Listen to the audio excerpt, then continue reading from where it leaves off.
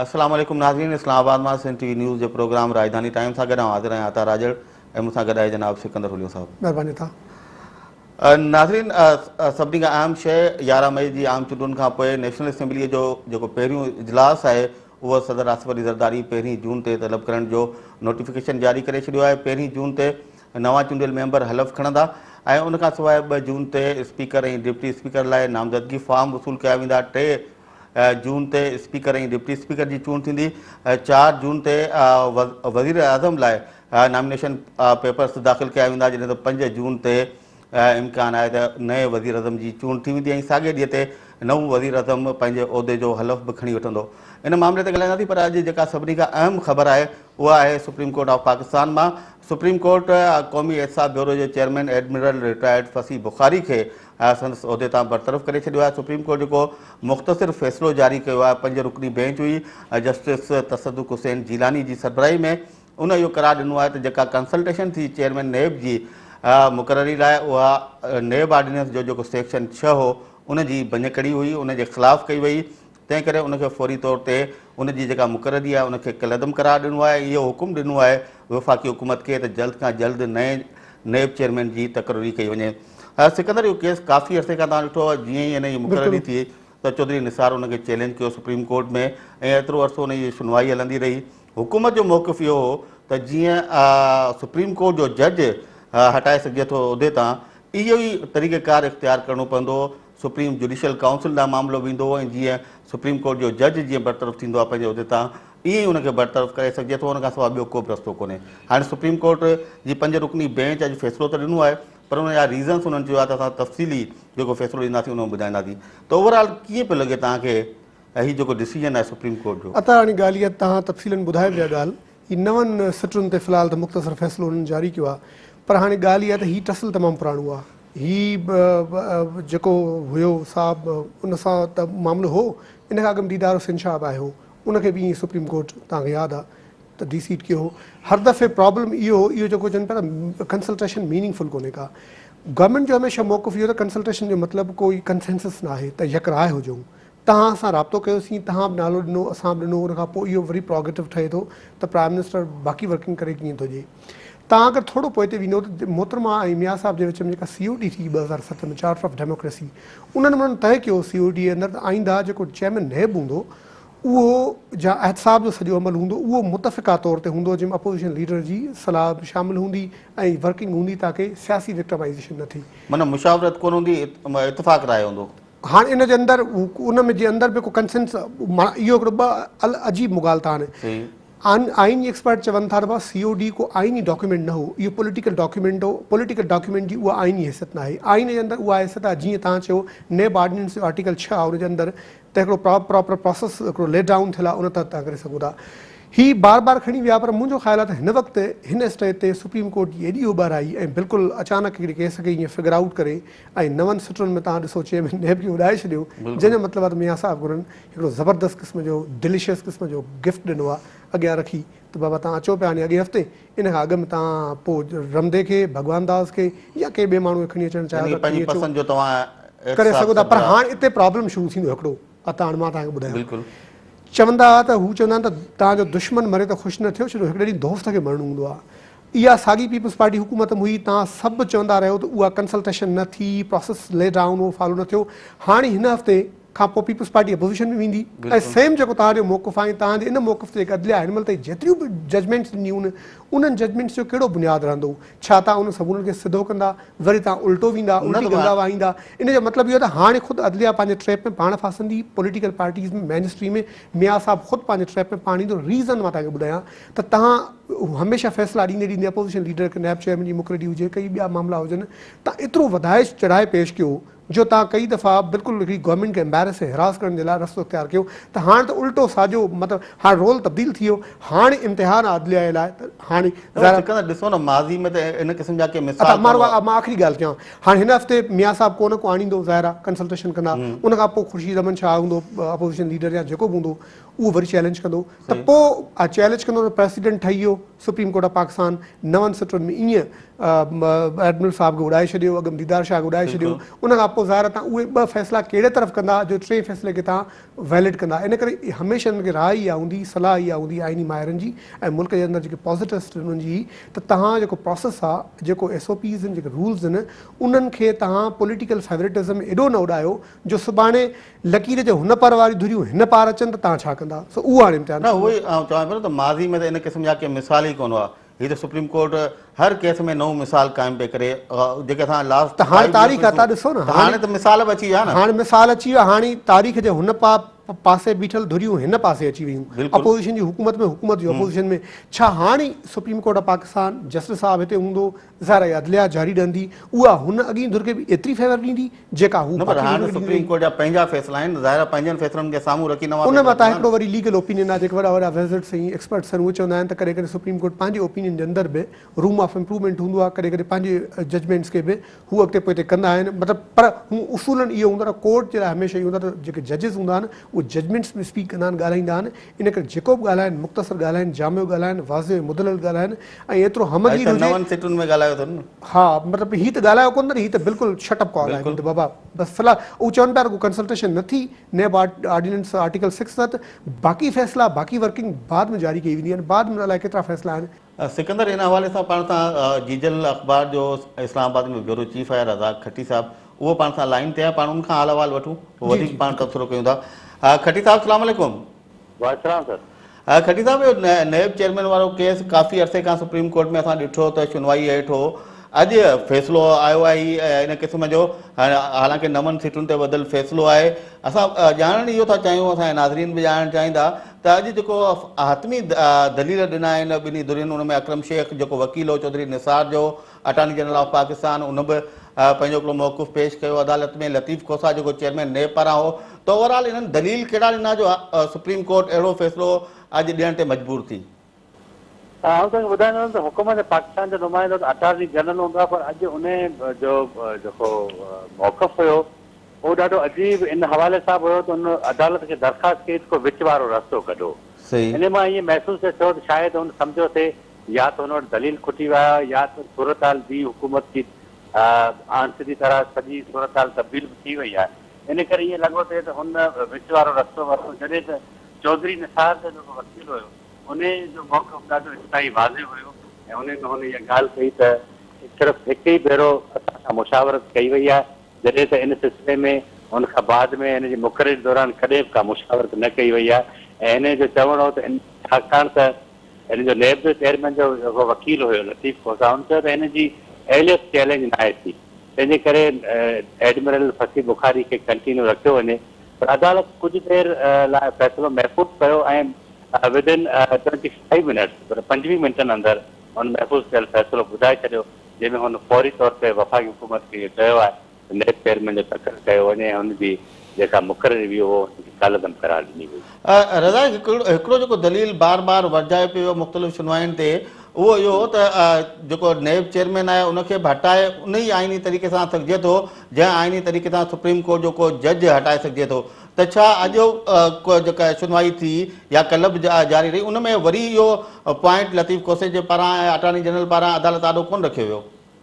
न इन में एक्चुअल आइनी पोज़ीशन इहा आहे त तव्हांखे यादि हूंदो त वज़ीर आज़म पारां जेसि ताईं हिकु लेटर लिखियो वेंदो आहे ऐं उन खां पोइ फ़ैसिलो इहो फ़ैसिलो ईंदो आहे पर हिन केस में फसी बुखारी वारे केस में चौधरी निसार हिन जे वकीलनि जो इहो मौक़िफ़ हो त इहो लेटर सदर पाण लिखियो हुयो जंहिंजे करे आइनी तौर ते इहा कंट्राडिक्शन पैदा थी छाकाणि त हीउ केस 21 अक्टूबर 2011 ते दाख़िल थियो ऐं अरिड़हीं तरमीम खां पोइ इहा सूरत हाल तब्दील थी वई जी त माना हुन में बुनियादी जेको हुननि जो नुक़्तो हो इहो हो त इहा मुशावरत जेका वज़ीर आज़म खे करणी हुई सा वज़ीर आज़म न कई पर वज़ीर आज़म बदिरां ऐवान सदर पारां इहा मुशावरत कई वई ऐं इहो लेटर लिखियो वियो जी जी जी जी असल में बुनियादी नुक़्तो इहो हो जंहिं ते सॼो बहस हुयो कोर्ट जे अंदरि त वज़ीर आज़म जो हिन में को बि किरदारु कोन हो सदर जो लेटर हुयो जिन जी बुनियादनि ते इहा मुक़ररी थी तंहिंजे करे इहा मुक़ररी गैर आइनी आहे अच्छा रज़ा इहो ॿुधाईंदा हलो त छा नैब चेयरमैन जे वकील या अटॉर्नी जनरल या कंहिं धुर जे पारां हिन फ़ैसिले खे चैलेंज करण जो को ऐलान कयो वियो आहे हिन इहो फ़ैसिलो अचण खां पोइ न अञा ताईं कोन कयो। लतीफ़ खोसा इन सिलसिले में मीडिया सां टाक कई, जंहिंमें उन बाक़ी हवाला ॾिना। असगर ख़ान जे फ़ैसिले में बि नवाज़ शरीफ़ जो नालो आयल आहे ऐं हाणे असेंबली जेका ठहे पई उन में क़ाइदेवार नवाज़ शरीफ़ हूंदो ऐं पीपल्स पार्टी हिज़्ब इख़्तिलाफ़ में हूंदी ऐं वज़ीर आज़म नवाज़ शरीफ़ थी रहियो आहे। पर उनजा बि नेब वारे केसनि में उनजा नाला शामिल बि आहिनि। पर उन इन हवाले सां को बि ॻाल्हि न आहे की असां को इन फ़ैसिले खे चैलेंज कंदासीं। असांखे ज़रीन ॿुधायो आहे इन सिलसिले में जेका सूरत हाल हाणे ओचिती सॼी पैदा थी आहे। शायदि इन फ़ैसिले जे अॼु अचण जो जेको ॾींहुं आहे उन जी बि ख़ुदि हिकिड़ी वॾी अहमियत आहे ऐं असांखे ज़रिया इहो ॿुधाइनि था त जस्टिस रिटायर्ड जस्टिस रमदे जे हवाले सां इहे ॻाल्हियूं हलनि थियूं त शायदि ईंदड़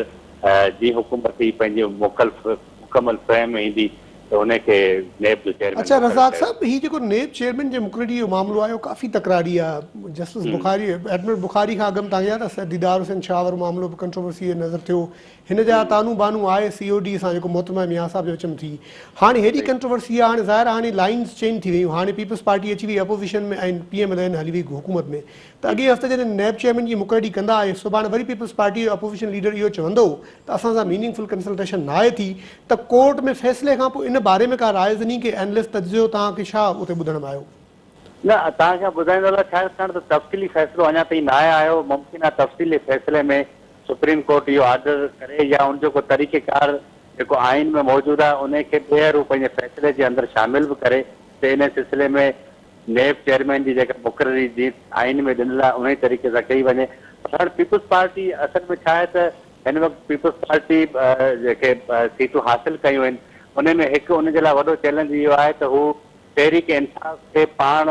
इन ॻाल्हि ते पाबंद करे त हू इन ॻाल्हि ते इनखे वठी अचे त उनखे क़बूल करे पीपल्स पार्टी जी अपोज़िशन खे। इहो ख़ुदि हाणे क़ौमी असेंबली जे अंदरि हिकिड़ो बहरान थींदो। अच्छा नेब चेयरमैन जे हवाले सां हिकिड़ो ॿियो सिंध मां नालो आहे जस्टिस राणा भगवान दास, उनजो नालो ॿुधण में अचे पियो रमदे सां गॾोगॾु। त तव्हां न पिया सम्झो त रमदे खे कंदा त शायदि उहो तासिर अञा वधीक शिदत पकड़ींदो ऐं जस्टिस भगवान दास जहिड़े माण्हू खे न्यूट्रल माण्हू खे आणींदा त शायदि PMLN जी फेस सेविंग हूंदी? न उहो तव्हांजी ॻाल्हि त दुरुस्त आहे। मूंखे राणा भगवान दास जो नालो ॾाढो मोतबर बि रहियो आहे। पर हिन वक़्तु राणा भगवान दास जे हवाले सां का अहिड़ी सूरत हाल न आहे छाकाणि त हिन वक़्तु तव्हां जेको राय तासुर इहो उभारे पियो वञे जस्टिस रमदे ई ईंदो ऐं उनजे हवाले सां हिकिड़ो ॿियो तासुर बि इहो उभरे थो त मुमकिन आहे उन खां पोइ हिकिड़ो मुस्तक़िल सिलसिलो शुरू थी वञे केसनि खुलण जे हवाले सां ऐं उहो तकड़ा ट्रायल शुरू थी वञनि। चलो रज़ाक, तव्हांजी महिरबानी, तव्हां असांखे जॉइन कयो ऐं एॾी अहम मालूमात असांजे नाज़रीन ताईं पहुचाई। सिकंदर, रज़ाक जे ॻाल्हि पियो करे हाणे असां ॾिठो जीअं फ़ैसिलो सुप्रीम कोर्ट आयो उनखां पोइ नेब चेयरमैन नेब हेडक्वार्टर पहुची वियो त हिन ऑफिसरनि सां आलूदाई मुलाक़ातूं कयूं आहिनि ऐं नेब चेयरमैन जो चवणु आहे त मूंखे अहिड़ो फ़ैसिलो मुतवक़े न हो पर आउं सुप्रीम कोर्ट जो फ़ैसिलो क़बूल कयां थो। इन मां लॻे थो त अच्छा त हाणे हा फ़ैसिलो त चैलेंज हिकिड़ो त सूरत हाल बि आहे। ॿी तव्हांखे मां अहम ॻाल्हि ॿुधाइण पई चाही, अॼु इस्लामाबाद हाई कोर्ट में जेको PCBA जो चेयरमैन हो ज़का अशरफ, पाकिस्तान क्रिकेट बोर्ड जो, उनखे बि कमु करण खां रोकियो वियो आहे। हाणे थींदो इहो जो नेक्स्ट 10-12 ॾींहंनि में हीअ तॾा वेड़ थींदी। हिकिड़ा त उहे माण्हू तव्हांखे यादि आहे अॼु 16 डिप्लोमेटिक जेके मिशन्स आहिनि दुनिया उन मां न उहे माण्हू अची विया आहिनि जेके पॉलिटिकल बुनियादनि ते विया, जंहिंमें सलमान बशीर हो, जंहिंमें मसूद खान आहे यूनाइटेड नेशंस में। ज़ाहिर आहे फॉरेन ऑफिस जा माण्हू इहे त रीडिप्लॉय थींदा। शेरी रहमान रिज़ाइन करे चुकी आहे। त हिकिड़ो सिलसिलो हूंदो जेके पॉलिटिकल अपॉइंटमेंट्स हुयूं वॾनि इदारनि में,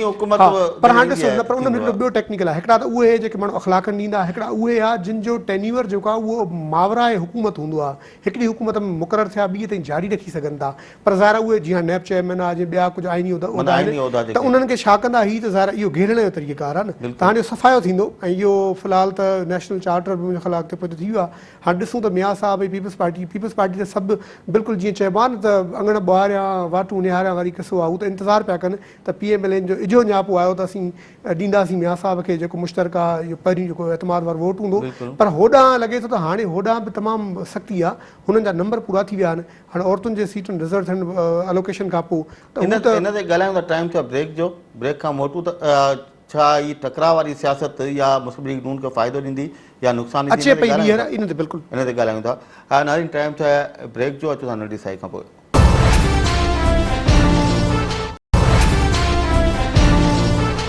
नाज़रीन, प्रोग्राम में ॿीहर भलीकार। सिकंदर, जेका मजमूई सूरत हाल ठहे पई मुस्लिम लीग नून ऐं पीपल्स पार्टी चिकतान थिए थी नथी थिए, इजलास पहिरीं जून ते सॾाए वरितो आहे प्रेसिडेंट आसिफ अली ज़रदारी। ओवरऑल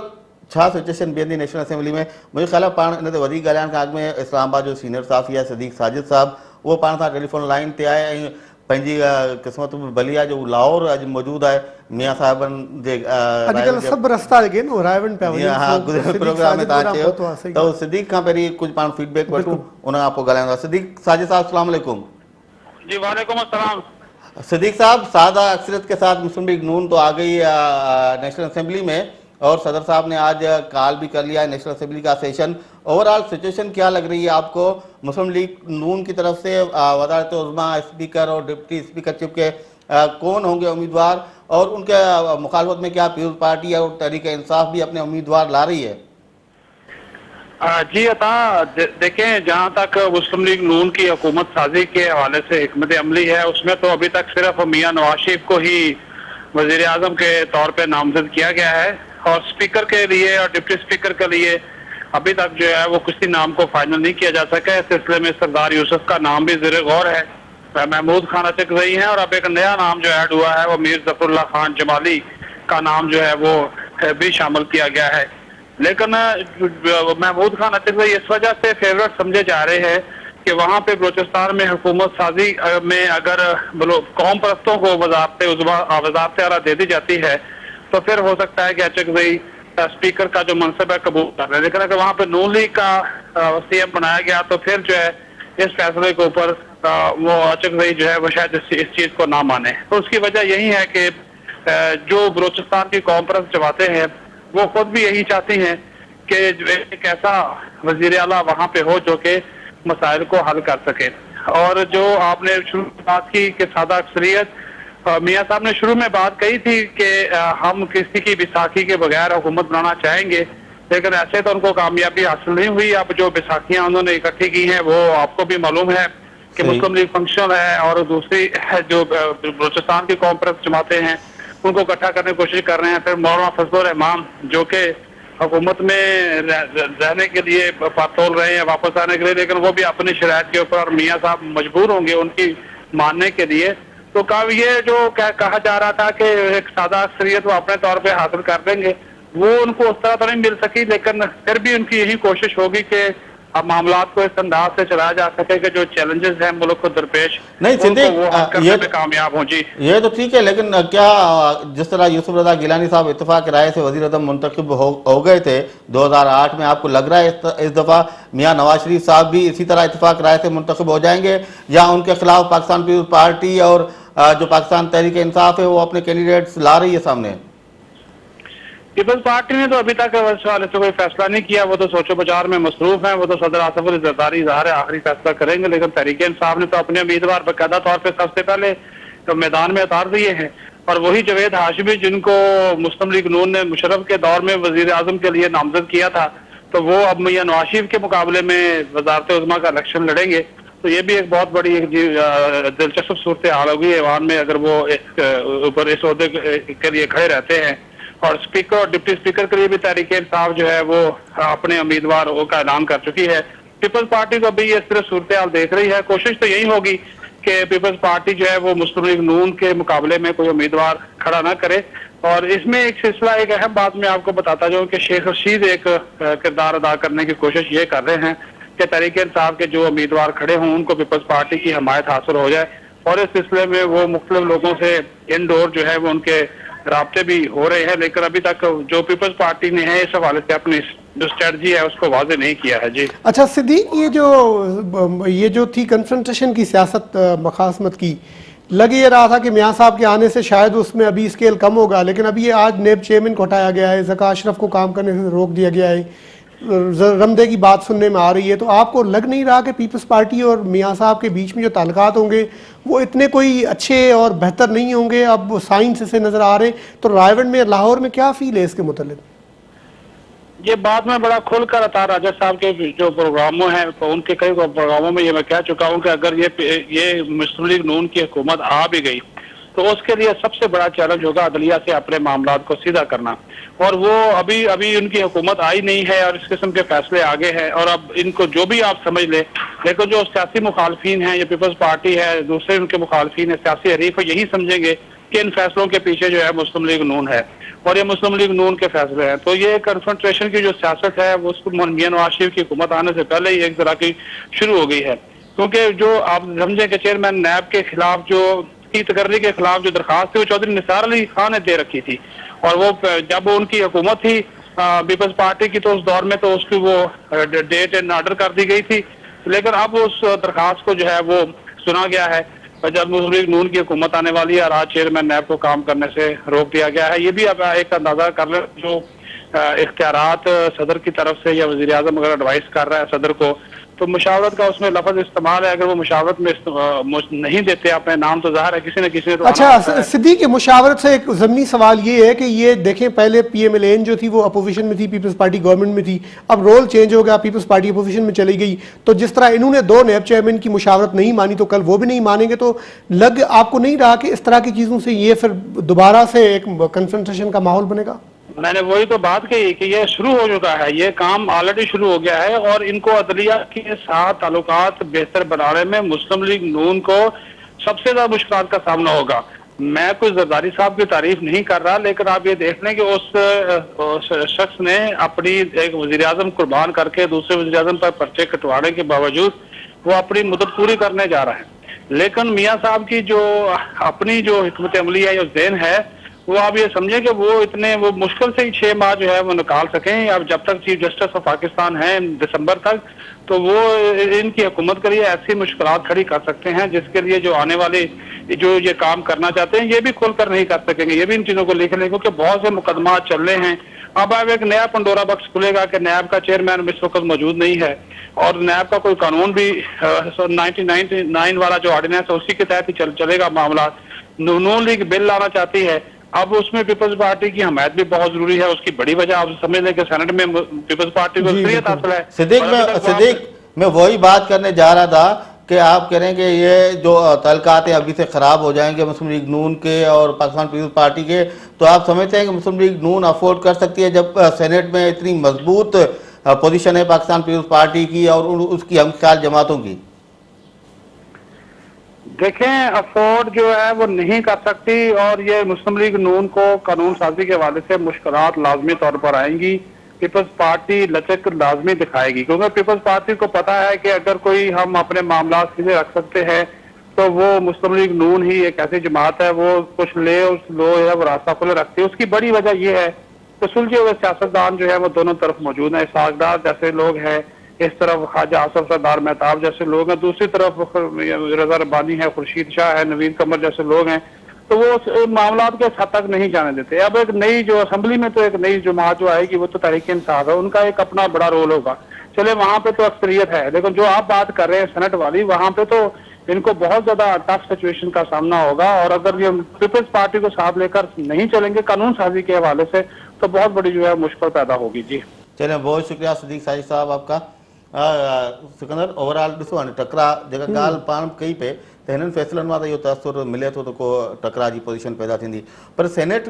खे ॾिसूं पाण त सेनेट में त मुस्लिम लीग नून इन पोजीशन में कोन्हे त को आम कानून साज़ी मंज़ूर कराए सघे। अच्छा, त उन सेनेट जे हवाले सां इहो मुंहिंजी काफ़ी डिटेल वर्किंग बि थी, माण्हुनि सां ॻाल्हि बि थी। पीपल्स पार्टी वटि 43 पंहिंजूं सीट्स आहिनि, बिल्कुलु बाक़ी आहिनि मुखालिफ़नि वटि, एन वटि, क्यू वटि, MQM आहे, जमीयत उलमा फज़ल रहमान आहे। त हीअ हिकिड़ी ॿी फर्ट ई कंदा, हाणे न कंदा, बजट खां पोइ कंदा, त बाक़ी सभुरनि धुरनि खे मिलाए तव्हांखे यादि आहे मुस्लिम लीग हम ख़्याल जीअं निकिती उन बि त बिल्कुलु वर्किंग खे ॾाढो ओवरशेडो कयो। त अॻिते हली इहा जेकॾहिं वधियो झेड़ो ऐं तनाव, त इहो सेनेट जे अंदरि बि काफ़ी गड़बड़ थींदी। इहो फ्लोर क्रॉसिंग वारो सुवाल ईंदो, वरी इहो कोर्टनि में चैलेंज थींदो ऐं पीपल्स पार्टी अंदरि हिकिड़ो फॉरवर्ड ब्लॉक ठही सघे थो सेनेट में। पर ज़रदारी साहब पोइ दफ़े सेनेट जे अंदरि हिकिड़ो ज़बरदस्त इहो कमु कयो पंहिंजे फेवर में, त जेतिरा बि सेनेटर रखिया उहे सभु सभु वर्कर आहिनि हुनजा।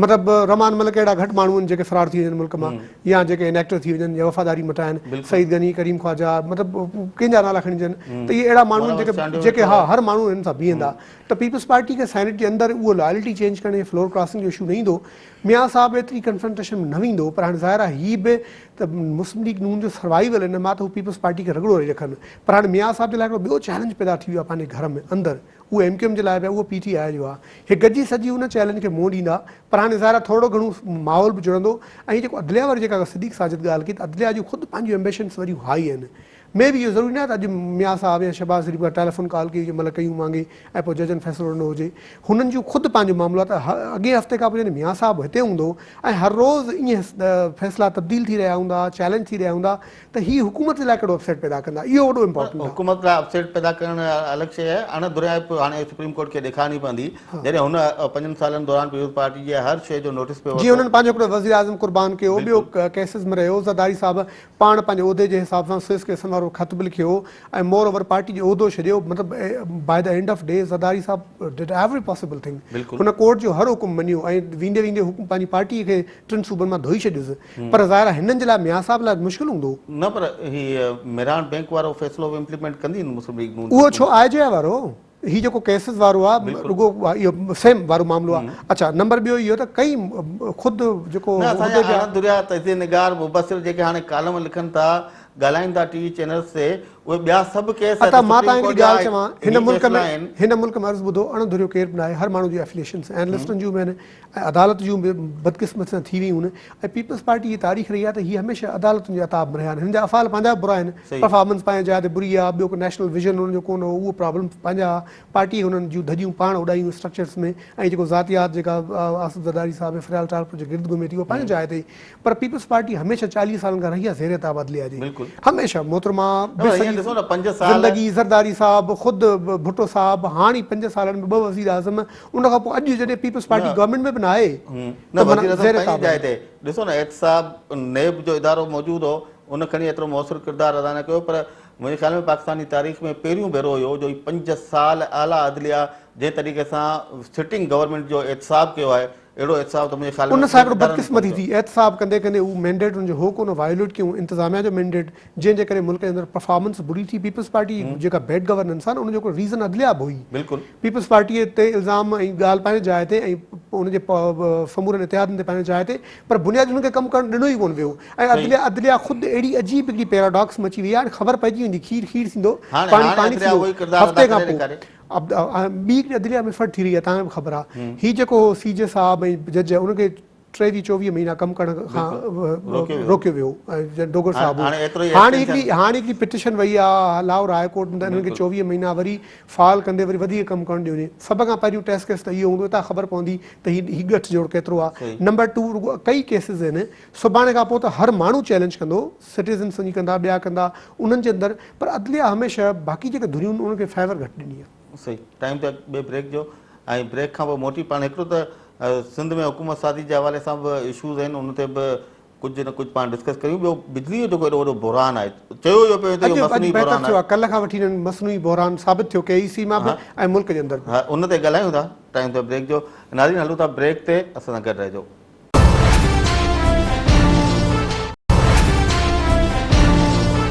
वेलकम बैक नाज़रीन। सिकंदर, सिंध ते ॻाल्हाइण खां अॻु में अॼु औरतुनि जूं जेका मख़सूस सीटूं हुयूं क़ौमी असेंबली में, उन लाइ इलेक्शन कमीशन ऐलान करे छॾियो आहे। मारी मेमण अची वई आहे, ज़बरदस्त एडिशन आहे। हिकिड़ी मारी वॾो मुक़ाबिलो कयो, रहिजी वई एडिशन। माना हुते जनरल सीटुनि ते त रहिजी वई, पर गुज़िरियल भेरे जनरल मुशरफ साहब जी कोटा ते मुस्लिम लीग काफ़ हुनखे चूंडायो। हिन भेरे वरी अता ॻाल्हि इहा आहे त जनरल मुशरफ जे कोटा ते अलाए केतिरा माण्हू चूंडिया जेके हाणे जिन पनाहूं वरितियूं मेजर वञी PMLN में। कल्ह जमाली साहब वरिती। इन ते पाण खे ॻाल्हाइणो आहे, हिकिड़ो अलॻि प्रोग्राम करिणो आहे। अरबाब रहीम खां वठी जमाली खां वठी कहिड़ो माण्हू रहियो, हाणे हिकिड़ो रहियो आहे जनरल मुशरफ, ॿियो रहियो आहे चौधरी शुजात, हुनजो भाउ हुनखे वठनि, बाक़ी मामिलो पूरो। पर मारी मेमण काफ़ी महिनत कई। ॾिसो जनरल सीट्स ते सिंध मां न माण्हू के वॾेरे जी धीउ हुजे, न सरदार जी, न पीर जी, न मीर जी, उहा कुझु वोट खणे। हिकिड़ो पैशन आहे हुनजो सियासत करण जो, ईदर वे कंहिंजे कंहिंसां कहिड़ी एफिलेशन आहे। पर हुन मुक़ाबिलो ठीकु ठाक कयो। पर बदकिस्मती इहा आहे हाणे उहे जिन सां मुक़ाबिलो कई उहे शेराज़ी साहिबान वरी PMLN में अची ॾिसो कहिड़ी हाणे शइ साम्हूं आई, ठटे ज़िले में आई। मारी बि हाराए वई, ससुई बि हाराए वई, हीर बि हाराए वई, 3 तारीख़ी किरदार आहिनि। ऐं टिनी जिदोजहद बि कई आहे। इहो सिंधी क़ौम जे लाइ सोचणो बि आहे, पर ख़ैर हाणे नालनि सां त को हाणे ईअं कोन्हे, ईअं हुजे हा त पोइ नालनि में त पोइ अलाए छा हुजे हा सही। असांजे। हा न, पर इहा ॻाल्हि तव्हां जेका शिराज़ी बिरादरान वारी अच्छा, कई शिराज़ी साहिबान ॾिसो तारीख़ जे हुन तरफ़ आहे, परियां झेड़ो लॻो पियो, हाणे वरी अची विया होॾां, त मारूई जे लाइ वॾो इम्तिहान हो। पर मारूई जी पंहिंजी जेका गिरड आहे मियां साहिब सां ज़ाती तौर ते, सही। मियां साहिब हुनखे पंहिंजे कम जे करे ऐं हुनजे पैशनेट हुजण जे करे काफ़ी रिस्पेक्ट कंदो आहे। हुनजी जेका धीउ आहे मियां साहिब जी मरियम, उन सां हुनजी काफ़ी क्लोज़ हिकिड़ो कनेक्शन आहे। सो इहो हिकिड़ो वॾो गिरड आहे जंहिंजे बुनियाद ते मारूई जो मामिलो डॉक्टर शीरीन मज़ारी अची वई आहे। यस, उहा त मैडम शीरीन मज़ारी अहिड़ा माण्हू इहे सॼी ज़िंदगी ॻाल्हाईंदा रहिया, लिखंदा रहिया, पर ज़ाहिर इहो ॾिसो credit goes to PTI। Munaza Hasan खे हुन कयो आहे, हुननि मतिलबु PTI काफ़ी मतिलबु शाहज़िया मरी या कुझु साॻा किरदार वापसि आया आहिनि पीपल्स पार्टी जा, पर ओवरऑल हिकिड़ी सुठी ॻाल्हि इहा थिए त PTI जे एडिशन जे सूरत में काफ़ी माण्हू हुनजे अंदरि नवां एंटर थिया आहिनि। ऐं नंबर ॿी ॻाल्हि PMLN में जेके रहिजी विया, रायला मक्सी जो नालो आहे समवेयर, उहो सिल्क थिए, सो उहो जेके रहिजी विया जनरल सीट्स ते उहो ख़वातीन खे एड कंदा, पर मारवी वुड बी गुड एडिशन। ऐं रायला मक्सी ख़ुदि इट सेल्फ नाज़मा रही आहे, नाज़मा जे तहरीक में बि रही आहे, एक्टिव माण्हू आहिनि ऐं मुसलसल उहो कोशिशि कंदी रही आहे टने लहर वारी सीट तां पाण सां भाउ, ऐं हर इलेक्शन में तक़रीबन ॾिसो वठनि था ऐं वोट बि सुठा खणनि था। हिन दफ़े जेको NTPP वोट पियो आहे उहो माण्हू त तबसरे में एंड ऑफ डे वञनि था, सीटूं पीपल्स पार्टी घणी हुयूं, पर वोट जेको पियो आहे उहो तारीख़ में कॾहिं न पियो आहे, एतिरो अनप्रेसिडेंटेड आहे हर सीट। न उहो त पियो, पर टने लहर वारी जेके हीअ सीटूं आहिनि हिते त हीअ हमेशह वोट तमामु सुठा हिन जो वोट सुठो रहियो आहे, पर ज़ाहिर आहे हमेशह जॾहिं डिस्ट्रिक्ट नाज़िम हुई रायला मक्सी टने लहर, पर हमेशह हिननि खे रहियो पार्टी जो मसइलो, छो त सिंध में वॾे वॾी ताक़त आहे, बाक़ी MQ खां वधीक पीपल्स पार्टी ताक़त आहे, जेको उनजे पासे में न आहे त उन सां प्रॉब्लम हुजे थो। एन जेकॾहिं जेका हाणे फॉर्मेशन कई आहे, जंहिंमें जतोई साहिबनि बि पार्टीज़म कई, पीर साहिबनि बि करणु वञी रहिया आहिनि, अरबाब साहिबनि बि कई, मारी बि अची वई, शिराज़ी बि अची विया, हाणे जेको कुल हुनखे पोस्ट इलेक्शन सीन में अॻियां अचे न त शायदि वॾो नुक़सानु थिए पार्टी। ॾिसो न शुरूआत कई मुमताज़ भुट्टे साहिबु, हुन पंहिंजी सिंध नेशनल फ्रंट पंहिंजी सीट पंहिंजे पुट जी हाराए विया, उहे हाराए विया, हुन खां पोइ शाह मोहम्मद शाह साहिबु जतोई हाराए वियो, शाह इस्माइल राव हाराए वियो, इहे अहिड़ा माण्हू आहे। पर हुन जाइ ते ॿ एडिशन, अबड़ो साहिबु जेको खटियो आहे जंहिंजो सीट जो जैकबाद मां, ऐं ख़ुदि जामूर साहिबु जेको आहे त ख़ुदि हकीम बलोच खटिया हुआ कराची मां। सरप्राइज़िस त PMLN हिन दफ़े कया आहिनि, ऐं मतिलबु सिंध में ईअं सम्झ में न पिया आयो, पर हाणे सिंध में ॾिसो तबसरा जेके ब्रेकिंग मुख़्तलिफ़ न्यूज़ हलियूं पई, कॾहिं मीर अदार ख़ान बिजाराणी, अवैस मुज़फ़र जो विच अॼु ऐलान कयो अवैस मुज़फ़र, त मां त कंहिं काबीना जे पोज़ीशन जे रन में ई न आहियां। पर साईं क़ाइम अली शाह हैट्रिक पियो करणु, हा साईं क़ाइम अली शाह हैट्रिक कंदा, छो जो जॾहिं सॼो झेड़ो थी वेंदो, मतिलबु तव्हां ॾिसो त अवैस मुज़फ़र जे रन मां ॿाहिरि थियण जो मतिलबु इहो आहे त मतिलबु हाणे साईं क़ाइम अली शाह ते इक्तफ़ा थींदो। ऐं हज़ार ख़ान खे शायदि स्पीकर जे न बि कंदा, जेको मामिलो हलियो पियो शायदि दुरानी साहिब जे स्पीकर जी ॻाल्हि अचे पई, पर सिंध में वॾो प्रॉब्लम इहो आहे न त को बि माण्हू स्पीकर आहे, ॾिसो हिकिड़ो जॉब ॿिए तरह जो आहे, हिकिड़ो महिनत कश जॉब आहे, वज़ारतुनि जो मज़ो ॿियो आहे, चीफ मिनिस्टरशिप ज़बरदस्त। निसार साहिब, निसार खोड़े साहिब सिंध में, ऐं फहमीदा मिर्ज़ा जेतिरी मर्कज़ में असेंबली हराई, it was a wonderful job. माण्हू त सम्झा त हीअ रीसेंट तारीख़ में पीपल्स पार्टी जी जेका लेजिस्लेशन जो वॾो कमु ऐं उकलाइण में ऐं हिकिड़ो माहौल मफ़ाहिम ते रखण में ॿिनि जो वॾो किरदारु हो। न रुगो पाकिस्तान, पर इस्लामी दुनिया जी पहिरीं औरत स्पीकर हुई ऐं पहिरियों तजुर्बो हो, ऐं एॾी कामयाबी सां हुन सॼो हाउस हलायो, पर हुनखे वॾी कुंडी साहिब जी ज़बरदस्ती, उहा वॾी सभु जेको डिप्टी स्पीकर हो उहो बि वॾी सपोर्ट कंदो हो। ऐं सिंध में जेको पेयर हो निसार खोड़ो साहिब ऐं जेका उहा शहज़ादा साहिब आई, त अगेन मतिलबु पीपल्स पार्टी जी कुझु त मामला, पर मतिलबु निसार साहिब जो रन में आउट थियणु ख़ुदि ॾाढो मायूस हो। निसार साहिब हाणे कंहिं वज़ारत जी ज़ाहिर आहे वज़ारतूं त घणियूं आहिनि सिंध में, त ज़ाहिर आहे पर वॾी वज़ारत जो उम्मीदवार 2008 में बि असां ॾिठो निसार खोड़ो साहिबु हो, हींअर बि शुरू में निसार साहिबु ॾिसो पंहिंजे क़ाबिलियत ते हमेशह रहियो आहे, पर निसार साहिब जो प्रॉब्लम इहा आहे त हू कंहिं सरदार न आहे, हू को पीर न आहे, मीर न आहे, ऐं सभ खां वॾी ॻाल्हि सैयद कोन्हे। ऐं हिन दफ़े त ज़ाहिर आहे इहे कुझु फैक्टर्स सिंध जे सियासत में ऐं पाकिस्तानी सियासत में मोरूसी इनबिल्ट आहिनि। सो निसार खोड़ो साहिबु त वरी बिल्कुलु रहियो आहे, मोहतरमा हुजे या त शायदि सीन तब्दील हुजे या ज़रदारी साहिबु हुनजे सलाहियतुनि जा मोतरफ़ आहिनि, पर गिवन सिचुएशन तव्हां सैयद वारी पिया करियो त नए सेट में पार्टी वटि ॿ वॾा उहिदा पिया अचनि, अपोज़िशन लीडर त उहो सैयद खुर्शीद शाह, ऐं इहो साॻो सैयद खुर्शीद शाह ॾिसो इलेक्शन खां अॻु में केॾो हुते ममण मचायो वेठो त मूंखे प्राविंशियल जी सीट ॾियो, वॾो जहिड़ो प्रॉब्लम हलियो, साईं ख़ुदि एम्बिशियस आहे त सिंध में CM हुजां, त सिंध में त वॾो गिरड आहे। तव्हां गुज़िरियल 30 सालनि जी हिस्ट्री खणी ॾिसो सिंध जे चीफ मिनिस्टर जी, तव्हांखे हुन में 98% 95% जे वज़ीर कायम अली शाह हुजे या मतिलबु या त को न को अहिड़ो कनेक्शन ग्रेड हूंदी ख़ैर अॻे जी न पर साईं ख़ुर्शीद शाह अपोजिशन लीडर थिए पियो सुठी मुंहिंजे ख़्याल में शइ आहे ख़ुर्शीद शाह साहब जेको किरदारु हुन गुज़िरियल असेंबली में अदा कयो अपोजिशन खे गॾु वठी हलण जो ऐं मफ़ाहिमत अता ख़ुर्शीद शाह त पोइ असेंबली में इहो इल्ज़ाम करे करे ईंदो हो त बाबा तूं पीपल्स पार्टी जो माण्हू आहे PMLN जो माण्हू आहे शाह साहब वटि इहो टैक्ट आहे त हू हर कंहिं माण्हू सां हर लेवल ते मैनेज करे सघे थो ऐं इहो ज़बरदस्त फ़ैसिलो आहे PMLN पावर में पीपल्स पार्टी ट्रबल में PTI जो ॾिसो न अगेन हिकिड़ो प्रॉब्लम आहे वरी असेंबली जे अंदरि हेॾा हिकिड़ो इमरान ख़ान जो हैवी वेट आहे उते ख़ुर्शीद शाह जी एतिरी हैसियत न हूंदी असेंबली में उते वरी ज़रदारी साहिब लाइ हिकिड़ो सुवालु आहे सेप्टेंबर खां पोइ त पाण अचनि अज़रा खां या कंहिंखां सीट ख़ाली कराइनि MNA थियनि ऐं अपोजिशन लीडर पाण अचे मुंहिंजे ख़्याल में हाणे ख़ुर्शीद शाह जो कद काठ जेको आहे पर मां त अर्ज़ु कयां त ख़ुर्शीद शाह साहब जी सलाहियतुनि जो को मुक़ाबिलो कोन्हे पर जेको लीडरशिप जो जेको हिन वक़्तु स्पार्क आहे ऐं जेको रिस्पॉन्स आहे सॼे मुल्क में इमरान ख़ान जो नमूनो तजुर्बो अॻ में पार्लियामेंट में हो हाणे मियां नवाज़ शरीफ़ न हो नेशनल असेंबली में चौधरी निसार 5 साल ऐं जेको टफ टाइम हुन पीपल्स पार्टी खे ॾिनो आहे मुंहिंजे ख़्याल में इहो इन क़िस्म जो हाणे जेका अता असेंबली हूंदी हुनजे बारे में चवणु न घुरिजे अॻ में पर ख़ुर्शीद शाह साहब PMLN सां मिली ॾींदा इमरान ख़ान खे टफ टाइम लॻी ई रहियो आहे शाह साहब जे मुक़ररी मां न इमरान ख़ान खे टफ टाइम छा में मिलंदो असल ॻाल्हि आहे त असेंबली में जेका कानून साज़ी थिए थी असल मसइलो इहो आहे त इमरान ख़ान न पाकिस्तान पीपल्स पार्टी सां गॾु हलण लाइ तयारु आहे न नून सां गॾु हलण लाइ तयारु इमरान साहब अची वेंदो लाइन ते तव्हां मार्क्स ॿुधो न इमरान साहब जे पार्टीअ में हिकिड़ो वॾो पैशन आहे नौजवान माण्हू कुझु तजुर्बे जो इशू आहे उन वटि ट्रेंड माण्हू बि आहिनि जावेद हाशमी शाह महमूद ख़ुदि काफ़ी अहिड़ा माण्हू आहिनि ख़ुदि पाण ॿिया कुझु ॿिया माण्हू अचनि पिया त इमरान ख़ान खे थोरो उन मां जेको इलेक्शन जो जेको हो न जेको फीवर ऐं बुख़ार ऐं जेको मज़ो उन मां निकिरंदा असेंबलीअ में ईंदा वरी ख़बर पवंदा 5 साल ॿी का कहाणी कोन्हे का सवाइ लोकल गवर्नमेंट इलेक्शन जी उन ते फोकस कंदा त उन मां निकिरी ईंदा इमरान ख़ान बि ज़ाहिर होरिया होरिया ॾिसो न उनखे छा चइबो आहे त बिल्कुलु डी सीट करे रहियो आहे या डीकम्पोज़ करे रहियो आहे शयुनि खे त बाबा हाणे थोरो पोइते हलो मामले खे छॾियो वरी अचूं मामिलो पर हाणे असेंबली ईंदियूं ख़बर पवंदी बिजली जो तव्हां ॾिठो केॾो वॾो ओतिरो बुरान थियो 7000 मेगावाट ताईं खोट वञी पहुती हाणे चयो इहो मुख़्तलिफ़ जेके अणदरिया तइज़े निगार आहिनि उहे ई चवनि था त इहो मुस्लिम लीग नून जी हुकूमत खां अचण खां अॻु में एॾो वॾो बुरान मसनूई पैदा कयो वियो आहे मुस्लिम लीग नून जी हुकूमत जीअं ईंदी त इहो हिकदमि घटि करे ऐं आवाम जे अॻियां हिकिड़ो पंहिंजी